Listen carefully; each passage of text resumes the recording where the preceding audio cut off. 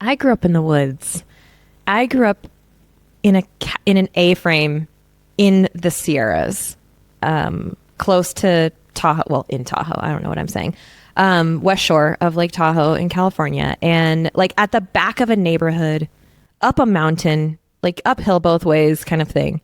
And out our back door, I mean, we were the last block, and so we just had national forest behind us, and we would go out there and spend. My brother and I would spend time in the woods and build forts in the trees. And I mean, we knew when we needed to be back for dinner or whatever, but like we grew up outside. And I feel like more and more like those opportunities are kind of diminishing, like in today's world.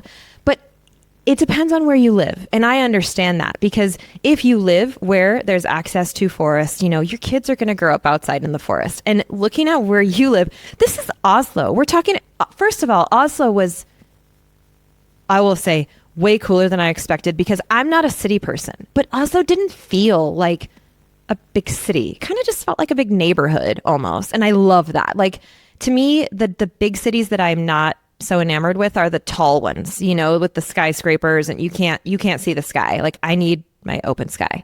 And Oslo has that. But you live like outside of the city, just a short metro ride, and right out your back door is this gorgeous forest with a pond and trails. And I mean, your kids get to roam and explore. You don't have fences.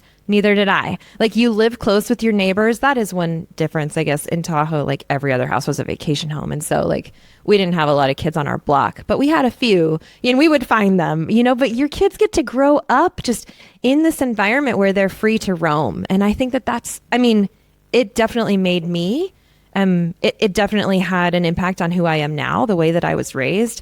Outside, I call it free range. Like, I was raised free range in the mountains, no fences, and just able to go and explore. And I can see that in your kids. I mean, we went for a walk with them down, or whatever, over to that pond, and they just like disappeared into the trees for a minute. You're like, well, they know where they're going, like, okay, sweet. Yeah. Like, this is just like how I was, like, and I love that.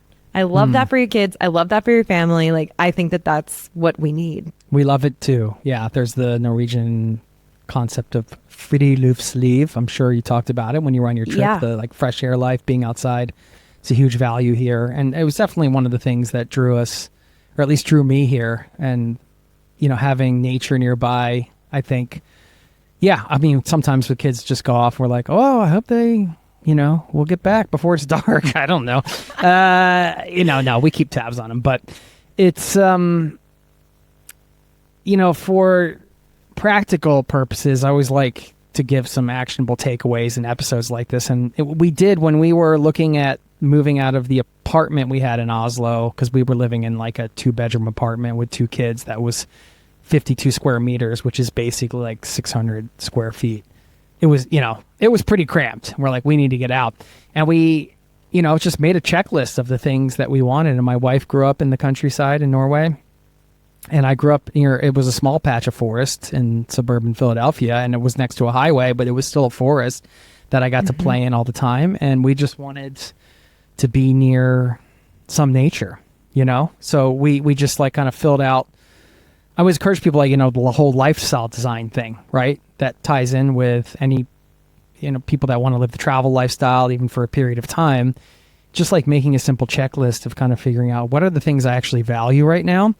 And, maybe I can't hit all of these checkpoints, but what are the most important ones? And can I find a situation that is aligned with my values? And for us, this place in Norway certainly checked those boxes. We, like you mentioned, like having relationships with the neighbors, having the access where the kids can just run out and they can explore, and we don't have to worry about them getting run over by a car or something like that because of the forest and sort of the situation here.